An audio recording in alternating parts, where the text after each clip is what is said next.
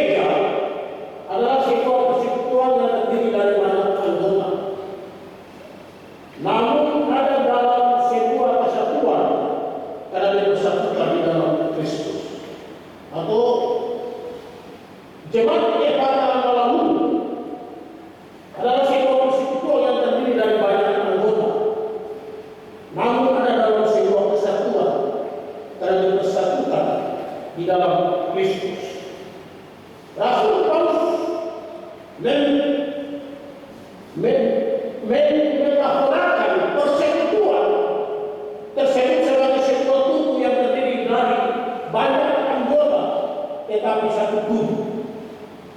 Karena di dalam Kristus ini menjadikan setiap anggota saling terkait satu dengan yang lain, sehingga apa yang dialami oleh satu anggota menjadi pengalaman bersama seluruh anggota. Karena itu, jika satu anggota menderita, semua anggota pun menderita. Dan jika satu anggota dihormati, maka semua anggota turut juga dihormati, turut bersuka cita. Dan kesatuan dalam Kristus ini menjadikan gereja yang terdiri dari banyak anggota itu sebagai tubuh Kristus. Maka demikian dengan persekutuan dan kesatuan dalam gereja itu selalu bersifat dan berpusat pada Kristus. Jemaat dikasih dalam Yesus Kristus, di dalam bagian pembacaan firman Tuhan ini saya membahas dalam dua bagian besar. Yang pertama, ayat 12 sampai dengan ayat yang ke-25 itu berbicara soal metafora tubuh dan kesatuannya. Keberadaan dan kehadiran orang Kristen digambarkan dalam metafora tubuh. Tepatnya tubuh Kristus yang terdiri dari banyak anggota tetapi merupakan satu kesatuan yang utuh. Ini diberikan Rasul Paulus supaya menjadi kritik dan koreksi terhadap kecenderungan dalam jemaat Korintus yang sedang terancam perpecahan karena perbedaan karunia yang dimiliki oleh anggota jemaat itu. Banyak anggota yang terdiri dari dan berasal dari latar belakang yang memiliki karunia yang berbeda-beda, dan ini akan ada pendalaman perpecahan dan perselisihan. Apalagi jika terjadi penonjolan diri satu terhadap yang lain. Dan Rasul Paulus menekankan kesatuan dalam kepelbagaian karena sama seperti tubuh itu dan anggota-anggotanya banyak, dan segala anggota itu sekalipun banyak merupakan satu tubuh. Demikian pula dengan Kristus. Kristus adalah dasar persekutuan dan kesatuan. Dan persekutuan dan kesatuan dalam Kristus itu berasal dari orang-orang yang dengan latar belakang yang berbeda-beda. Baik itu orang Yahudi, orang Yunani, Buddha, dan juga orang Merdeka. Ini diikat oleh pembaptisan menjadi satu tubuh dan hidup dari satu roh. Keberadaan sebagai satu tubuh ini membuat setiap anggota tubuh saling terlibat satu dengan yang lain, dan tidak ada yang dapat memisahkan diri satu dengan yang lain. Sebab itu, mata tidak dapat berkata kepada aku tidak membutuhkan engkau, dan kepala tidak berkata kepada kaki, aku tidak membutuhkan engkau. Jadi dalam tubuh Kristus ada karakter saling peduli dan saling membutuhkan satu terhadap yang lain. Bukan hanya itu saja, sikap penghormatan dan menghargai anggota yang dipandang lebih menjadi ciri persekutuan dalam tubuh Kristus ini. Sebab setiap anggota sekalipun yang satu tidak sebanyak dengan yang lain, namun setiap anggota memiliki peran masing-masing.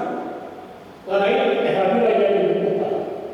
Malahan dalam firman mengatakan, justru anggota tubuh yang nampaknya paling lemah yang paling dibutuhkan dalam ayat kedua. Bahkan rasa hormat satu terhadap yang lain tidak diabaikan dalam persekutuan tubuh Kristus. Semua ini dimaksudkan supaya jangan terjadi perpecahan, perselisihan dalam tubuh ini, tetapi supaya anggota-anggota yang berbeda itu saling memperhatikan satu sama yang lain. Yang kedua, dalam ayat 27 sampai dengan ayat yang ke-31 Heterogenean karunia dalam tubuh Kristus. Rasul Paulus membuat pernyataan yang tegas mengenai keberadaan orang Kristen di jemaat Korintus. Rasul Paulus mengatakan kamu semua adalah tubuh Kristus dan kamu masing-masing adalah anggota dalam ayat tersebut. Pernyataan ini menunjukkan bahwa jemaat itu memiliki relasi yang dalam dengan Kristus dan menggambarkan keberadaan dan kehadiran Kristus dalam dunia ini. Kristus memang tidak ada lagi di dunia, namun kehadirannya di dunia dipresentasikan oleh orang-orang Kristen dan jemaat yang adalah tubuh Kristus. Jadi ada sebuah kehadiran Kristus melalui dan di dalam kehadiran jemaat. Dari kehadiran kita sebagai orang-orang percaya, ini juga menggambarkan bagaimana kehadiran Kristus di tengah-tengah kehidupan kita sebagai tubuh Kristus itu. Dan semua ini pun menggarisbawahi dari diri orang Kristen dan jemaat sebagai persekutuan yang memiliki karakter Kristus dalam dirinya. Dalam tubuh Kristus, yaitu jemaat, Allah meletakkan karunia yang berbeda-beda di antara para anggota. Ada yang ditetapkan sebagai rasul, ada yang ditetapkan sebagai nabi, tapi juga ada yang ditetapkan sebagai pengajar menurut Rasul Paulus. Ada yang ditetapkan untuk membuat mujizat, untuk menyembuhkan, untuk melayani dan membimbing serta untuk berkata-kata dalam bahasa Roh. Dan berbagai karunia sebagai ikatan dalam jemaat itu berfungsi untuk melayani pekerjaan. Maka kepada orang Kristen di Korintus dianjurkan untuk berusaha memperoleh karunia yang paling utama. Dan karunia ini memang tidak sama satu dengan yang lain, namun tidak harus dipertentangkan dan menjadi sumber perpecahan di dalam jemaat. Karena karunia yang memiliki berasal dari sumber yang satu, yaitu dari Allah. Itulah penjelasan firman Tuhan kita dari pembacaan tadi bagi kita. Lalu apa arti firman ini bagi kita sebagai jemaat? Pertama, metafora tubuh Kristus dan dikenakan kepada jemaat dan orang Kristen. Ini menjelaskan kedalaman relasi antara Kristus dan jemaat. Dan relasi ini atau hubungan ini begitu dalam sehingga keberadaan dan kehadiran orang Kristen menampakkan kehadiran Kristus dalam dunia. Artinya bahwa kita sekalian sebagai jemaat Evangel malam yang dipanggil oleh Kristus dalam persekutuan dalam satu tubuh Kristus, kita akan menghadirkan kehadiran Kristus dalam dunia ini melalui hidup kita, sikap kita, perbuatan kita, tutur kata kita yang kita lakukan setiap hari di dalam kehidupan kita, baik dalam rumah tangga kita, dalam kehidupan berjemaat kita, tetapi juga dalam kehidupan bermasyarakat, bangsa dan negara di mana kita ada. Yang kedua, sebutan tubuh Kristus pada jemaat itu menggarisbawahi keberadaan jemaat sebagai sebuah persekutuan yang terdiri dari banyak anggota dengan latar belakang yang berbeda-beda, namun menjadi satu kesatuan dan utuh karena Kristus. Kesatuan di sini bukan keseragaman, karena dalam persekutuan ada tempat untuk berbeda. Jemaat Evangel malam ini terdiri dari berbagai suku bangsa, bahasa, adat istiadat budaya masing-masing. Dari orang Maluku, orang Papua, orang Melayu, orang Batak, orang Jawa,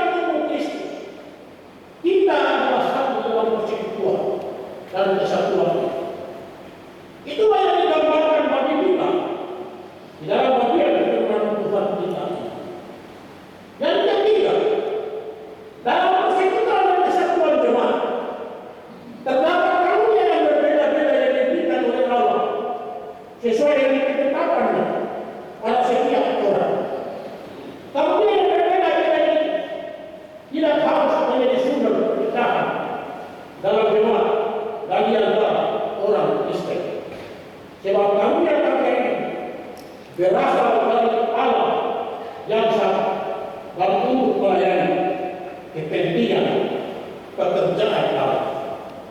Dalam kehidupan kita sebagai jemaat Epata Malu, kita memiliki berbagai karunia-karunia. Dan setiap karunia-karunia yang kita miliki itu digunakan untuk memuliakan Tuhan dan untuk memudahkan pekerjaan Tuhan. Kalau ada karunia di antara majelis jemaat, ada karunia di antara jemaat yang bisa berdoa kepada Allah supaya mendapat kesembuhan, gunakanlah itu untuk kemuliaan Tuhan. Gunakanlah itu untuk memudahkan pekerjaan Tuhan. Dan jangan kita yang punya karunia-karunia untuk berkhotbah, mengajar dan menasihat, gunakanlah karunia itu untuk membangun persekutuan jemaat. Inilah yang dikatakan Rasul Paulus bagi jemaat di Korintus, tapi juga bagi kita jemaat Epata Malu ini. Oleh sebab itu dalam kehadiran kita sebagai anggota jemaat sebagai tubuh Kristus, tidak ada perbedaan di antara kita. Kita satu dalam Tuhan. Oleh sebab itu kalau kita satu dalam Tuhan, maka dengan demikian kita harus saling menunjang, saling melayani, saling menguatkan di dalam persekutuan kita sebagai anggota jemaat Epata Malu. Yang keempat,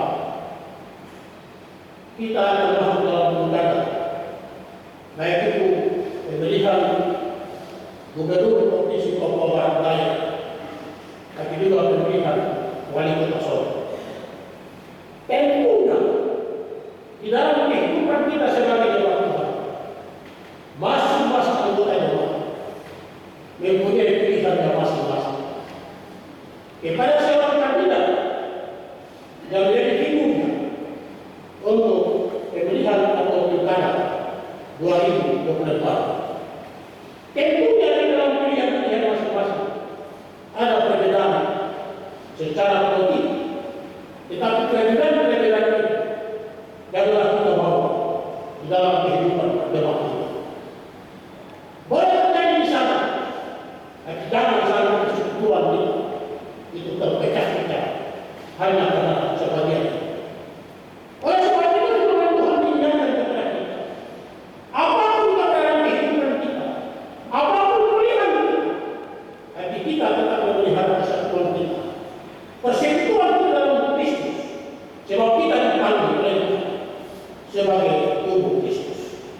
Oleh sebab itu tidak ada yang mengatakan dia lebih hebat daripada yang lain. Kita semua sama-sama ada dalam persekutuan dengan Kristus. Kita sama-sama saling membutuhkan satu sama yang lain. Oleh sebab itu, bagian firman Tuhan ini mengingatkan kepada kita bahwa persekutuan jemaat itu sangat penting dan sangat harus kita perhatikan di dalam kehidupan perjalanan. Persekutuan dalam PKB, persekutuan dalam unsur PAN, persekutuan dalam kehidupan berrayon, itu sangat penting bagi kita. Maka itu dalam jawaban dari persekutuan. Sebab persekutuan itu adalah persekutuan yang diciptakan Tuhan supaya kita terus memuji dan memuliakan. Kita akan memasuki minggu yang baru di hari esok dengan segala tugas dan tanggung jawab pekerjaan kita. Firman Tuhan ini mengingatkan kepada kita bahwa kesatuan dan persatuan atau persekutuan itu menjadi satu bagian dari kita bagi kita dalam hidup dan kehidupan kita. Tuhan memberkati kita dengan firman besar. Amin.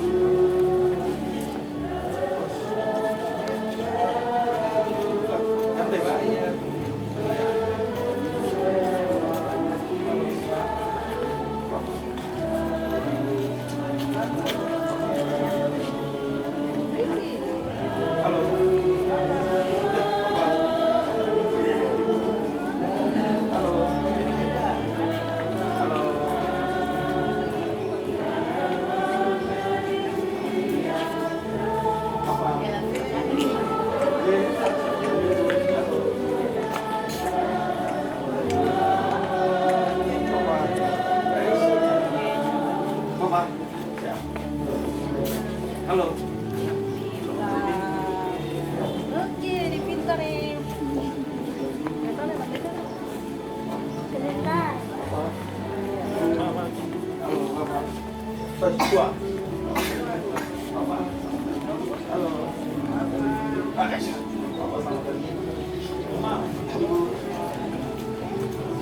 Pas